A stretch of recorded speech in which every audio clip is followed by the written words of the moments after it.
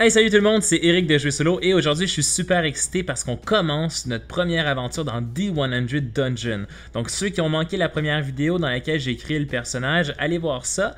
Et pour les autres, on y va. Juste avant de commencer, j'ai deux personnes à remercier. D'abord, André Roy, qui m'a fait part de quelques erreurs que j'avais fait lorsque j'ai retranscrit les valeurs en pièces d'or des Leather Girdles ainsi que des Mail Bracers. J'ai fait des petites erreurs que j'ai rectifiées par rapport à leur coût. Je vais vous montrer comment j'ai fait ces erreurs-là, puis aussi comment les éviter lorsqu'on va rouler sur les tables.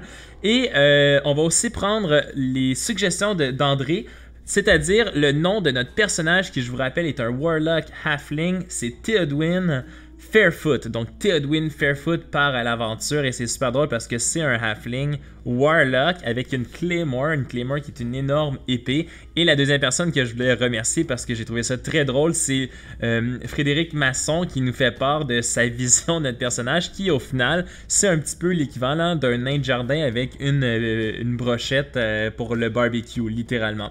Et donc Theodwyn va se lancer comme ça dans l'aventure. J'ai déjà placé, si je vous montre juste ici, mes feuilles quadrillées. Donc, juste en bas ici, ce que j'aime faire, moi, c'est de me prendre des notes par rapport à l'aventure pour pas toujours avoir à aller retourner. Donc, on fait le Dungeon Training 1.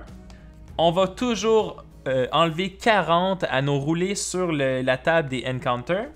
Ensuite, le but de l'aventure, c'est de looter, donc de prendre 3 pièces de monstres. Donc, à chaque fois qu'on va tuer un monstre, on va pouvoir rouler sur une table pour essayer d'arracher des bouts de ce monstre-là. Et donc, ici, c'est le but de la mission. Maintenant, juste par rapport au but de la mission, il y a une zone grise dans les règles, c'est-à-dire que c'est pas clair lorsqu'on loot un monstre, est-ce qu'on le garde dans notre backpack et est-ce qu'on va le revendre ou non? Pour l'instant, moi, de la façon que je vais jouer, c'est que non. Je le prends un petit peu comme nos premiers donjons. L'idée, c'est quoi? C'est de prendre ça et de le ramener à la personne qui nous a donné la mission de partir faire ce donjon-là. Mais si jamais dans les commentaires, ça ne vous satisfait pas et que vous vous dites non, tu devrais avoir les pièces d'or rattachées à ces pièces de monstres-là, écrivez-le, puis à ce moment-là, je rectifierai lors de la prochaine vidéo. Et finalement, si on gagne l'aventure, on va faire 50 pièces d'or. Et si on échoue, je vais vous en parler plus tard si c'est le cas. Mais pour l'instant, on va croiser les doigts que ce ne soit pas le cas. Et donc, juste ici, j'ai déjà dessiné mon petit chemin pour nous rendre à la première place. Et nous allons commencer immédiatement en roulant notre première pièce. Donc, j'y vais. Un des 100, 63. Donc, 63, on vient voir ici, on va faire la référence. On a ici une pièce verte. Donc, les pièces vertes, c'est des pièces géographiques. Donc, je vais tout simplement dessiner la pièce et ensuite, je vous reviens avec le roulé géographique pour vous montrer comment est-ce qu'on fait ça. Donc, dans un instant.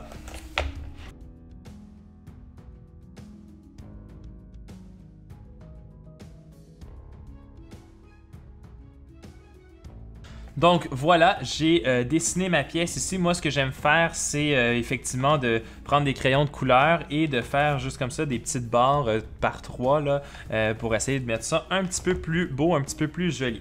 Et donc, on y va. Je m'en vais sur la table des Encounters et je vous rappelle... en fait, pas de la table des Encounters, désolé. On y va jusqu'à la table de la géographie parce que c'est une pièce verte. Et donc, on va avoir un petit peu plus d'informations sur ce qui se passe ici. Donc, on roule les dés. 07, donc 07, juste ici. Cave-in trap. Part of the ceiling has been rigged to collapse, showering the adventure with rocks and debris. Donc, il y avait une trappe au plafond qui, lorsqu'on est rentré dans la pièce, au final, tout s'est effondré sur nous. Test cave in the first time the adventure enters the area. Donc, qu'est-ce qu'il faut faire? Le cave-in, il va falloir rouler notre dextérité à -10. Si on réussit, on arrive à esquiver les pierres qui nous tombent dessus. Alors que si on échoue, on va perdre 2 HP, donc 2 de vie. On va perdre 1 de temps pour essayer d'enlever les cailloux qui sont sur nous. Et finalement, donnez-moi 2 secondes, finalement, on va également devoir faire un belt check. Mais je vous rappelle, on n'a rien dans notre belt, donc si jamais c'est ça qui arrive, c'est pas tellement grave. Donc ici, comment fonctionnent les tests dans D100 Dungeon? C'est des tests en opposition. Qu'est-ce que je veux dire par là? On roule les dés 100 Et il faut avoir notre caractéristique ou moins. Donc, par exemple, ici, il faut faire un test de dextérité. Et là, je vais vous montrer comment est-ce qu'on peut éviter de faire les erreurs que j'ai fait la dernière fois. C'est tout simplement en mettant ces papiers comme ça pour se faire un signet, un marque-page en quelque sorte, pour pouvoir savoir, OK, bon, on est là. Donc, il faut que je fasse un test de dextérité à moins 10. J'ai 40 de dextérité seulement, moins 10, 30 de dextérité. Et donc, il faut que j'aie 30 et moins sur mes dés. Et ça, c'est un 0, donc on a 70, c'est un échec. Imaginez-vous là, notre petit Théodwin qui rentre dans sa pièce et qui là, je sais pas moi, sa Claymore qui est trop grande, accroche dans un petit fil qui fait tomber des cailloux sur lui. Et malheureusement, nous allons perdre de ce pas nos 2 d'HP. Donc, on vient ici juste en bas, donc on a 20 et là, on va avoir 18. Ensuite, on va ajouter un temps. Et là, quand on ajoute le temps juste ici, je vous montre ça à l'instant. Quand on ajoute le temps, on peut voir, d'ailleurs, j'aurais dû le faire tout de suite en entrant dans la pièce, là, mais c'est pas tellement grave. Quand on ajoute le temps, on va enlever un huile. Donc, on va s'enlever un d'huile juste ici pour se montrer qu'il nous reste un petit peu moins d'huile. Et si jamais en fait, ici, juste pour vous dire, l'huile, on n'est pas obligé de la retirer. On peut toujours faire le choix de ne pas voir dans le noir avec notre torche. Et à ce moment-là, toutes nos caractéristiques vont être à moins 20. Mais on n'en meurt pas. Même chose pour la nourriture, je vous en parlerai plus tard, mais lorsqu'on décide de ne pas manger, on perd 5 HP d'un coup. La différence, c'est que lorsqu'on décide de réallumer la torche, nos caractéristiques reprennent leur moins 20, alors que la nourriture, on perd automatiquement 5 HP et on ne peut pas revenir de ça. Donc voilà, donc si je reviens ici, j'ai fait mon moins 2, j'ai mis un temps sur le chrono. Et finalement, le build check, en temps normal, ce qu'il faudrait faire, c'est rouler un des 10, mais comme on n'a pas on n'a rien dans notre ceinture, il va pas falloir le faire, donc on va pouvoir passer à la prochaine étape.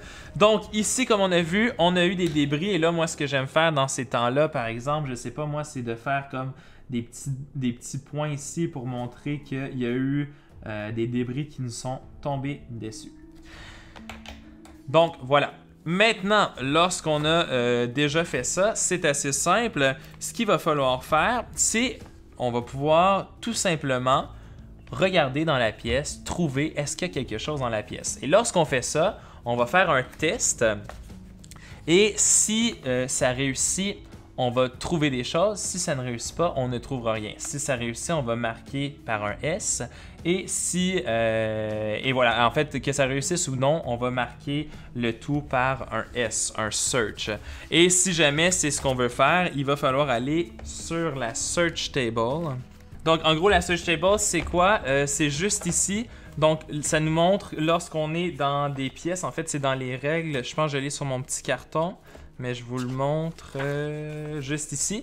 Lorsqu'on fait une recherche dans une pièce verte dans ce cas-ci, donc on est dans une pièce verte, on va ajouter plus 5 à nos dés pour chercher. Donc, voilà.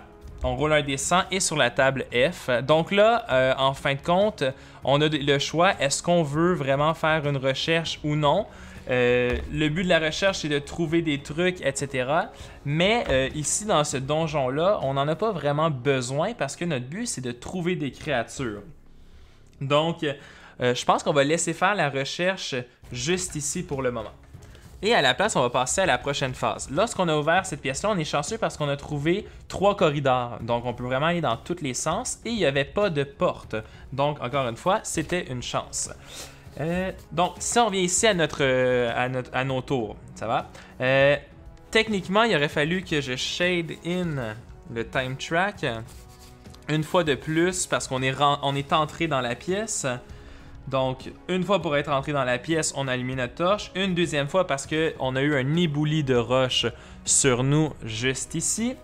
Et là, maintenant, donc, comme vous pouvez voir, les sorties sont libres, on peut les prendre. Et donc, je peux révéler une nouvelle pièce. Il faut que je choisisse laquelle. Et à ce moment-là, je vais aller rouler sur la table des maps. Et ensuite, une fois qu'on va être là, on va pouvoir voir ce qui va se passer et ainsi de suite. C'est comme ça que le jeu joue. Donc on y va. On va décider de bouger vers l'avant dans la pièce juste ici. Donc dites-vous qu'on est juste là. On va aller dans le area.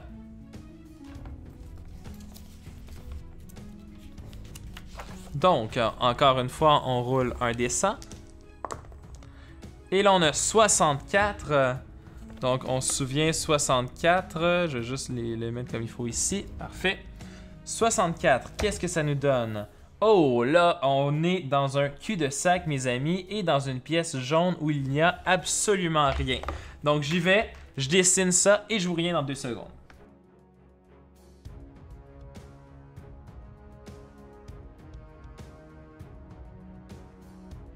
Donc voilà, j'ai cartographié la pièce juste ici qui malheureusement est un cul-de-sac. Et donc là, juste ici, j'ai fait mon area. Si je voulais, je pourrais chercher dans cette pièce-ci.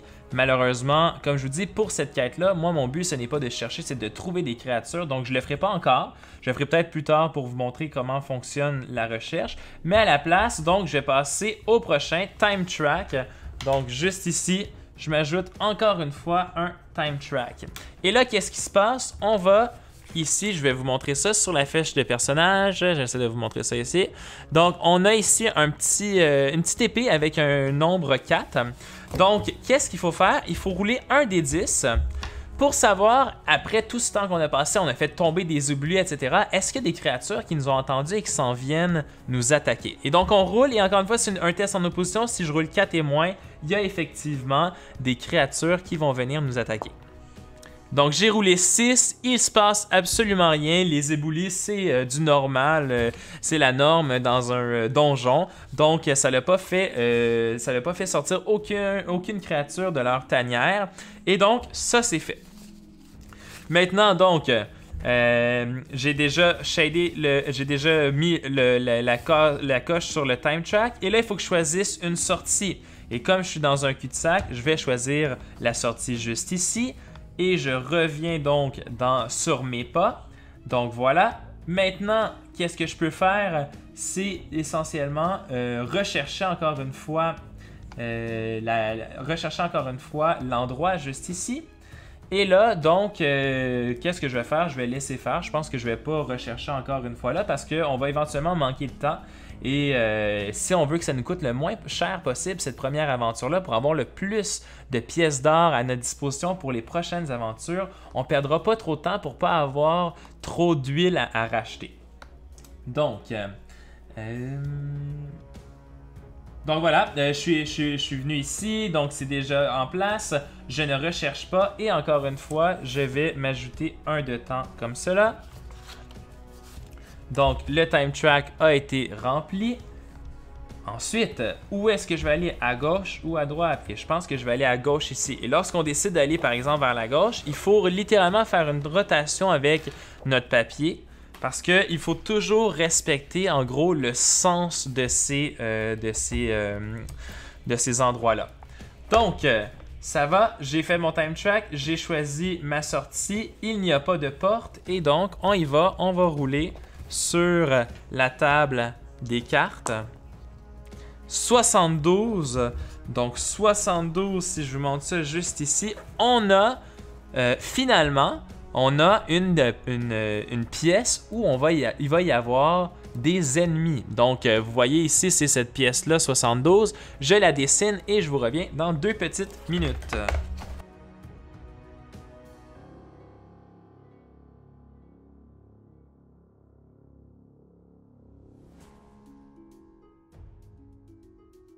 Donc voilà, j'ai fini de mettre en place, donc de dessiner ici ma pièce qui est rouge. Donc là, on rentre dans la pièce et comme on entre dans la pièce, il va y avoir une créature qui va nous attendre de l'autre côté. Et quelle sera-t-elle? Donc pour savoir, je vous rappelle, je vais rouler les dés sur la table, mais nous avons un modificateur, juste ici, c'est écrit là, de -40 à notre encounter. Parce que nous faisons le premier donjon d'introduction. Donc, on y va, je roule. Donc, 71 moins 40, 7, 6, 5, 4, 3, 31. Donc, qu'est-ce qu'on a comme première créature, on a les goblinoids, donc des genres de petits gobelins, mais des créatures goblinoïdes. Et là, donc là, on va procéder au premier combat. Et je vous montre comment est-ce que ça fonctionne le premier combat. Ou plutôt tous les combats. Donc, on va se faire ici un marque-page avec notre feuille de Combat Track. Et c'est bien important d'écrire à la mine parce que si on n'arrive pas à vaincre les créatures vont rester là si nous on décide de s'enfuir. Et voilà, donc ça c'est vraiment, on va seulement garder ici les combats qu'on a gagnés. Donc on y va, on écrit d'abord le nom, donc Goblinoids.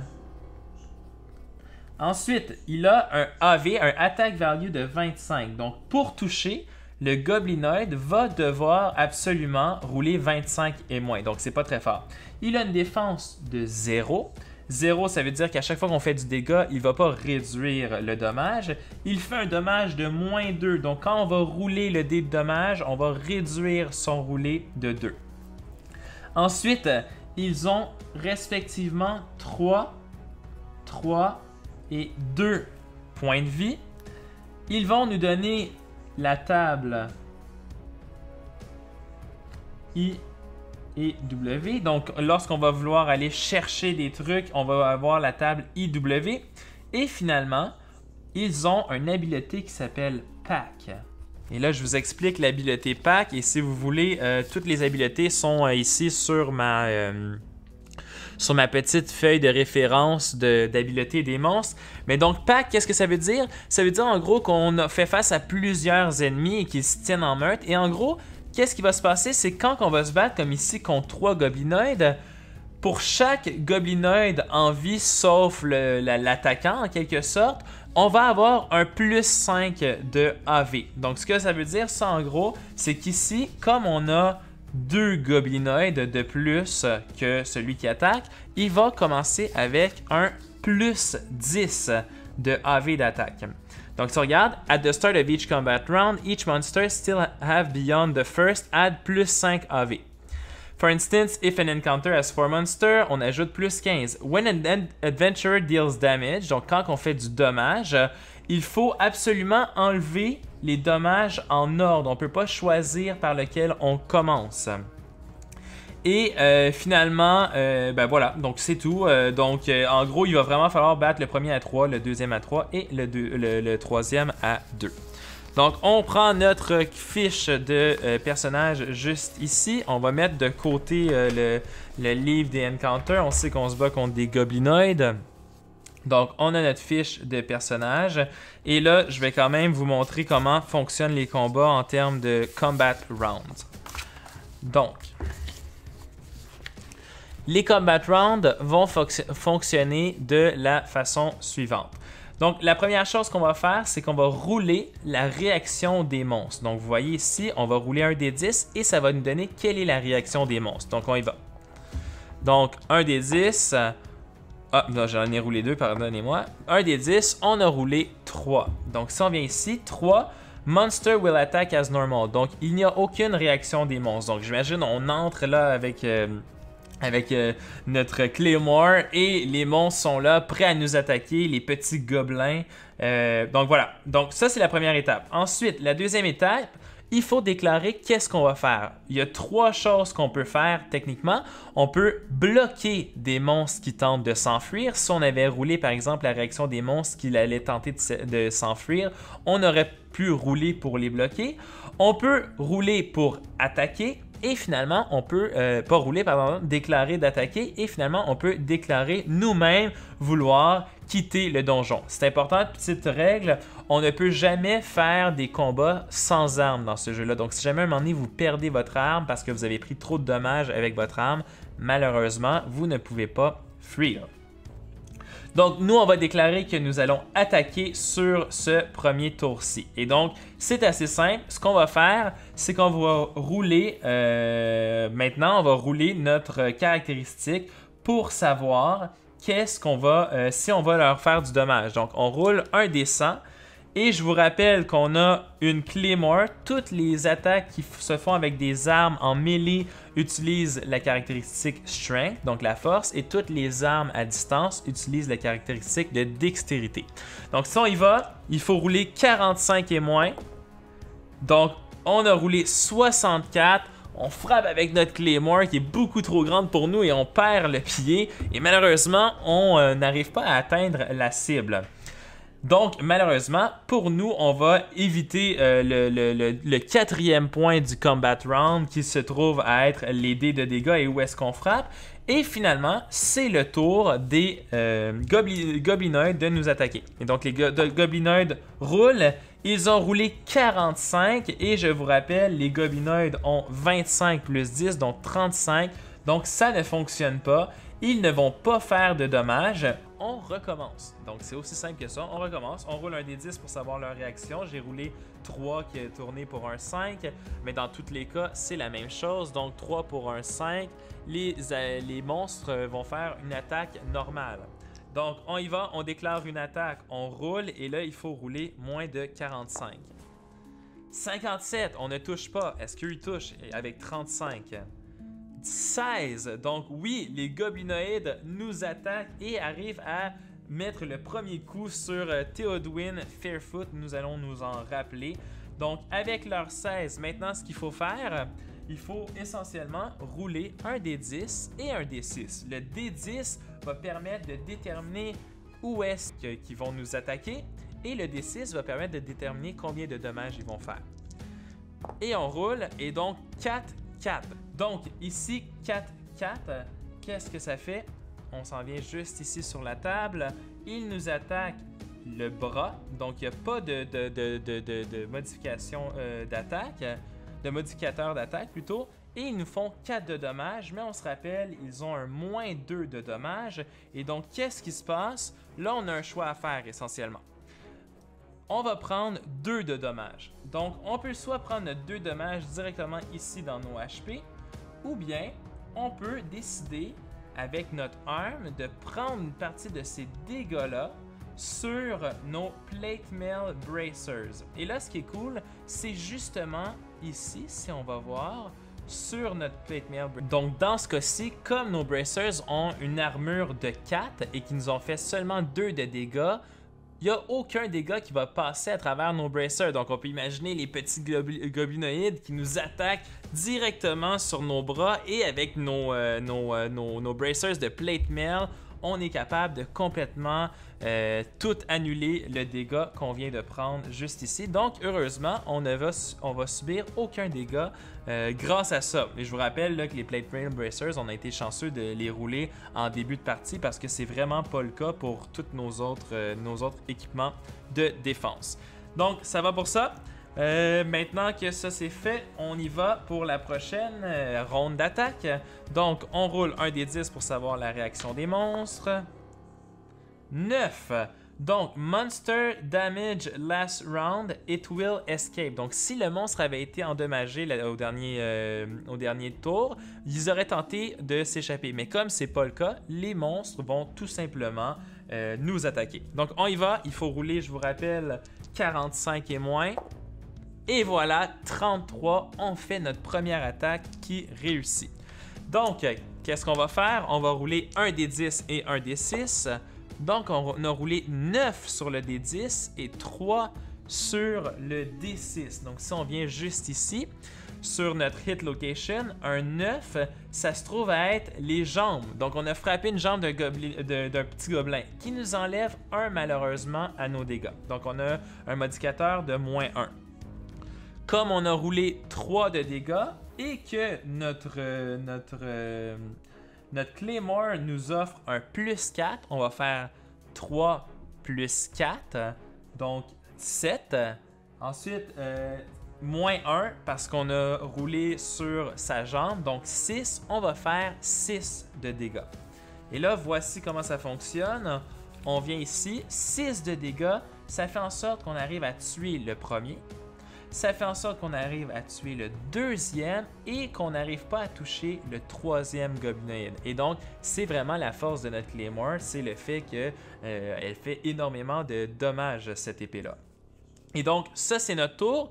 Maintenant, un dernier petit truc qu'il faut que je vous dise par rapport au combat, c'est que les attaques sont simultanées. Donc, techniquement, pendant ce tour-là, les goblinoïdes avaient toujours leur habileté Pack parce qu'ils étaient encore 3. Donc, je vous rappelle que les gobelins ont encore besoin d'un 35 pour nous attaquer.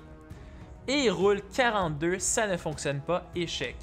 Donc, on y va, un nouveau tour de combat. On va voir la réaction des monstres. 6. Donc ici, 6, c'est Monsters will attack as normal. C'est excellent, il y a seulement un monstre. Donc, nous allons rouler, et je vous rappelle, il faut avoir 45 et moins. 0, 1.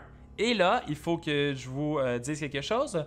Comme on a roulé 0, 1, en fait, ce qui se passe, c'est qu'on a roulé un critique en quelque sorte. Le critique, ce qui nous permet, c'est de nous améliorer dans ce qu'on est en train de faire.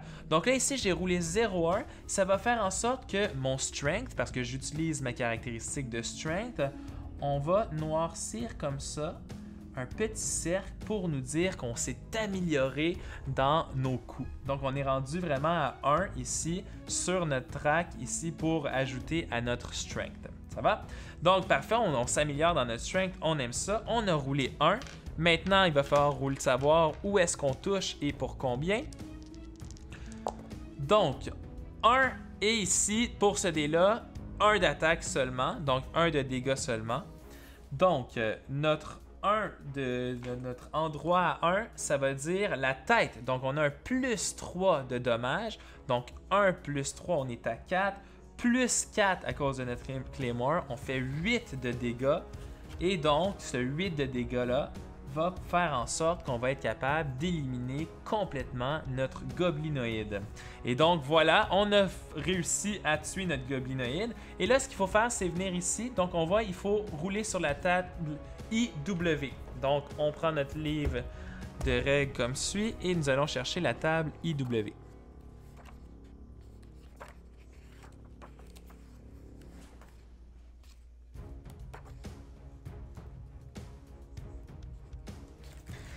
Donc, pour la table IW, on a le choix entre des items ou bien des armes. Donc, items ou weapons. Donc, nous, on va choisir des armes.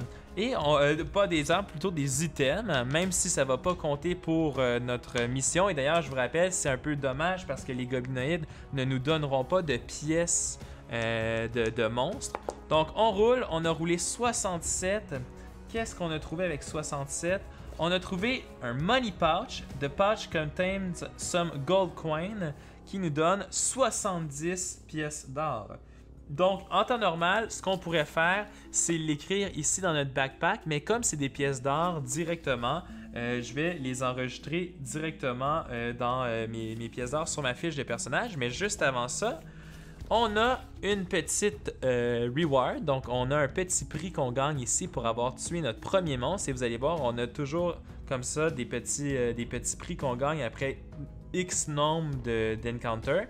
On gagne 100 pièces d'or. Donc 100 pièces d'or plus nos 75 pièces d'or, ça fait 175 pièces d'or qu'on va enregistrer immédiatement dans nos pièces d'or.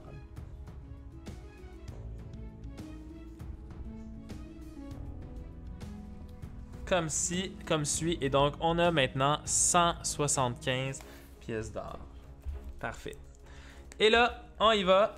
On avance. Donc, je vais juste aller revérifier pour être certain. Là, j'ai encore fait la même erreur que la dernière fois, c'est-à-dire de ne pas... Potion, food...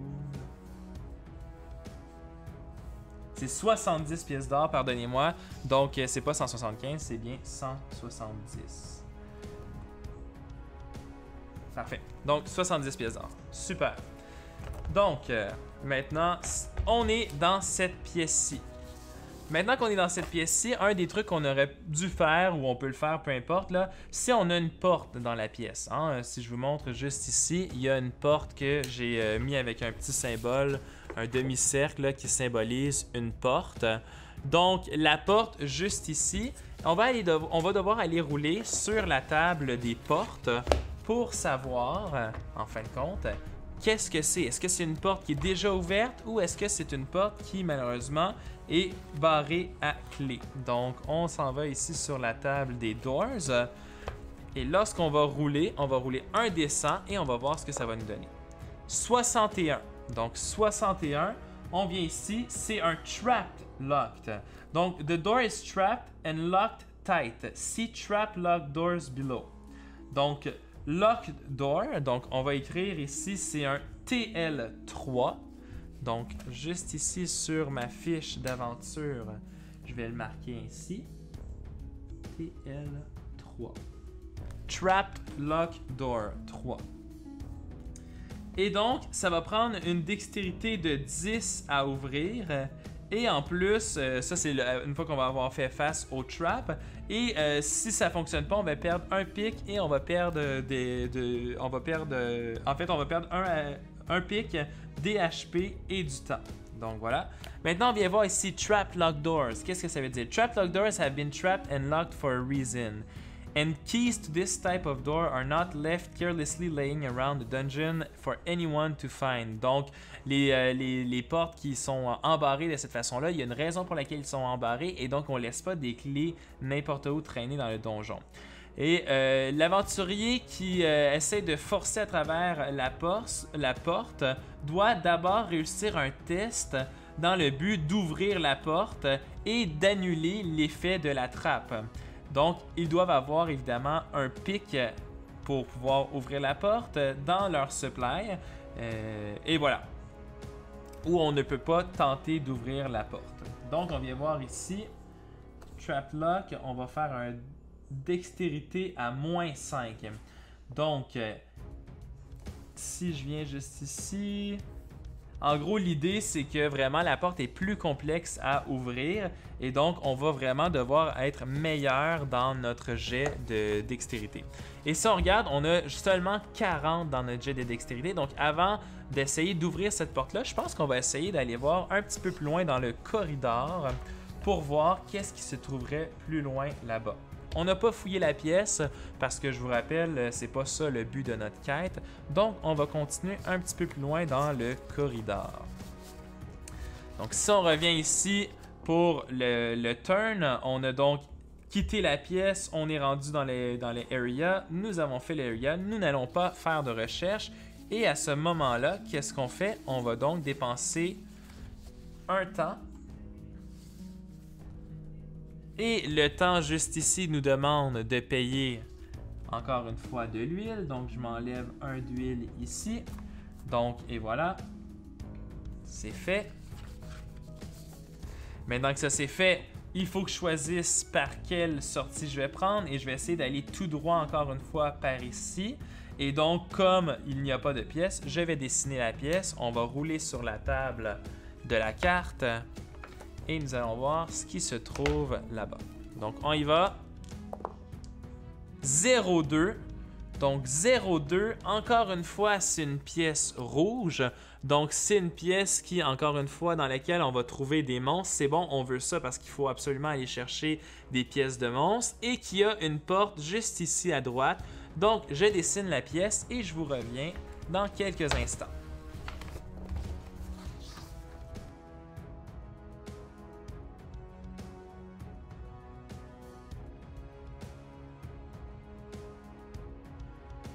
Donc, nous revoilà, j'ai dessiné la porte ici et on va aller voir quelle créature se trouve dans cet endroit-là. Et donc, on y va encore une fois sur notre table des Encounters. Je vous rappelle, on a un -40 sur nos dés. Et donc, 40. Donc, 40 moins 40, ça donne 0. Et donc, à 0, on va prendre... Oh, je suis sur la mauvaise page, désolé. On va prendre le premier monstre le plus haut. Et donc, les fameux rats géants. Tout joueur de D100 ont fait face à de nombreux rats géants. Donc, on y va. J'inscris ça sur la fiche ici. Comme je t'ai déjà montré comment faire, je vais le faire. Je vais accélérer les choses pour qu'on puisse passer à travers le donjon le plus rapidement possible. On se voit dans un instant. Donc, de retour, c'est fait. On a des rats géants. Ils ont un attack value de 25. Mais je vous rappelle, les rats ont également l'habileté Pack. Ils ont des défenses de 0, ils font moins 2 de dégâts, ils ont des vies de 3, 2 et 2 respectivement. Cette fois-ci, on va rouler sur la table des parts, donc on va pouvoir aller chercher une des parts qu'on a besoin pour notre mission. Et ils ont une autre habileté qui s'appelle l'habileté Disease. Et donc l'habileté Disease, en gros, c'est quoi? Si on vient juste ici, c'est l'idée, Disease ressemble beaucoup à Poison, c'est l'idée que si on roule un 1 naturel, donc on roule la tête de mort sur mon dé juste ici, lors de leur attaque, en gros, ils vont nous mordre et nous rendre un peu malades. Et donc, il va falloir ajouter à notre fiche de personnage des points de disease. Et essentiellement, les points de disease, ça fait en sorte que lorsqu'on va passer à travers les 12 premières heures, on va falloir faire un roulé. Et si jamais on roule plus bas que le nombre de points disease qu'on a, on va prendre le nombre de dommages égal au nombre de points disease que nous avons. Donc, en gros, c'est un peu, si on veut, un timer qui continue comme ça tout au long de l'aventure, qui fait en sorte que plus on prend notre temps, plus on va subir des dommages en raison de cela. Donc, on y va pour le combat contre nos rats géants. Donc, je place ça juste ici comme ça. Premièrement, on va avoir on va vouloir savoir quelle sera la réaction des rats. Donc, on roule. Réaction numéro 3, ils vont attaquer comme normal. Et là, nous, on veut les attaquer également. Donc, on roule. En fait, j'ai oublié, c'est on roule un dessin, désolé. On roule 12. Avec 12, nous sommes capables de les attaquer. C'est en bas de notre 45 que nous avons de besoin. Et donc, avec ça, on va déterminer les dégâts en plus de déterminer l'endroit où on les frappe. Et là, 3, 6 de dégâts. Donc, 3, 6 de dégâts. Qu'est-ce qui se passe si on vient voir, donc 6, pardonnez-moi, 3 juste ici. 3, c'est le torse, donc on fait plus 1 de dégâts, donc on a 6, plus 1, 7, plus 4 à cause de notre Mighty Claymore, on est à 11 de dégâts, et là, on va d'un coup tuer tous les rats, donc 3, 4, 5, 6, 7, et comme ça, là, on s'est fait avoir dans le dernier tour, on a pris du dégât. Notre personnage est vraiment pas prêt à laisser tomber les armes. Il rentre dans une pièce, il voit quelques rats géants, et il prend sa Claymore et il donne d'un coup comme ça, il tranche les 3 rats d'un seul coup. Par contre, je vous rappelle que les rats attaquent toujours en même temps, pas juste les rats, tous les monstres attaquent toujours en même temps que nous. Donc, ils cherchent un 35 et moins. Et c'est réussi avec 27. Maintenant, on veut savoir leurs dégâts et où est-ce qu'ils vont nous attaquer. Ils attaquent le 4 avec 3 de dégâts. Donc, la partie numéro 4, juste ici. Encore une fois, on est chanceux. Je sais pas, j'imagine que c'est nos bracers qui rayonnent ou qui illuminent, qui donnent envie à ces créatures-là de venir nous attaquer à ces endroits-là. Mais encore une fois, on nous attaque sur nos bracers, sur nos arms, donc nos bras, avec leurs 3 de dégâts, moins 2 parce qu'ils ont un dommage, un bonus ou un malus plutôt de dommage de moins 2. Ils sont à 1. Et comme ils attaquent nos bracers qui ont une armure de 4, il n'y a aucun dégât. Donc avant même de pouvoir faire quoi que ce soit, on n'a plus besoin de penser à ces rats-là. Et là, qu'est-ce qu'il faut faire? Il faut aller sur notre table des parts, juste comme ci. Et on va voir ici, il y a P1, P2, P3, P4. Et donc, nous, ça nous dit qu'il faut rouler sur P2. Donc, on roule notre descent sur P2. Et qu'est-ce que ça va nous donner? Maintenant qu'on a scié les rats en deux, coupé les rats en deux, 17. Donc, si on vient voir ici, 17, Tooth. They will come in all shapes and sizes and are generally sharp. Et donc, imaginez là, la seule chose qui reste de ces créatures-là, ce sont les dents. Donc, on est capable de prendre quelques dents de ces rats-là. Et nous allons ajouter, pour la première fois de l'aventure, juste ici, je vais me prendre un petit crayon vert pour ça, notre première Monster Part de loot, et comme ça, je vais mettre un petit X qui nous indique qu'on a réussi de looter notre premier monstre. Et ça, c'est super excitant. Et là, ce qui va nous rester à faire, finalement, c'est de looter les deux autres parties de monstres. Donc, ce que je pense que je vais faire, c'est que je vais arrêter la vidéo maintenant pour, justement, parce que je vois que le temps file et que déjà, juste ça, avec toutes les règles, ça a pris beaucoup de temps. Donc, ce sera la première partie de ce premier donjon-là. Et pour la deuxième partie du donjon, je vais faire tout le restant de cette aventure-là, évidemment en accéléré parce que là, on connaît les règles, on sait un petit peu plus où on s'en va. Quand il y aura des nouvelles règles qui vont surgir, évidemment, je vais vous les expliquer. Mais donc, voilà, je pense qu'on va arrêter juste ici. On a réussi, donc si je vous montre ça ici, regardez comment c'est beau. Donc, on a fait notre première partie de D100 ensemble. Et nous avons réussi à aller chercher notre premier loot. On a un tiers de notre aventure de fait, de cette aventure-là de fait. Et là, on a des portes. Juste avant, je pense que je vais faire ça avec vous parce que il ne faut pas oublier pour la prochaine fois. On a une porte ici. On a découvert une porte ici et on n'a pas encore roulé sur la porte. Donc, allons voir juste ici. Là, on va rouler les doors pour voir quel type de porte il va y avoir et peut-être penser à notre prochain mouvement. Donc, on a 24. 24, si vous venez juste ici, 24, la porte est ouverte. Donc, lorsque c'est ouvert, moi, ce que je fais, j'ai tendance à écrire O pour ouvert. Et donc, même ce que je fais, c'est que je mets un petit crochet ici vert comme ça pour dire c'est bon, on peut passer à travers. De la même manière que la TL3 juste ici, si on l'avait ouverte, j'aurais mis un petit crochet pour dire c'est bon, la voie est libre. Donc, voilà. On arrête ça juste ici. Maintenant, vous avez vu un peu l'état de la carte. Je vous la remontre ici. J'essaie de faire en sorte que vous puissiez la voir sans qu'il y ait trop de lumière. Et donc, essayez de me dire, remettez la vidéo sur pause et dites-moi qu'est-ce que vous aimeriez que je fasse dans le prochain épisode. Donc, on peut chercher les pièces dans laquelle on est, on pourrait la chercher, on pourrait revenir à l'arrière pour chercher les autres pièces, on pourrait enfoncer cette porte-là et entrer tout de suite dans la prochaine pièce d'à côté, revenir sur nos pas. Donc, dites-moi qu'est-ce que vous aimeriez que Théowin fasse dans sa prochaine quête. Et Théodwin plutôt, désolé. Et je vais vous dire encore une fois, merci si vous avez aimé, mettez des commentaires, posez des questions, etc. Likez la vidéo, abonnez-vous à la chaîne. Et jusqu'à la prochaine, ben, je vous dis bon jeu.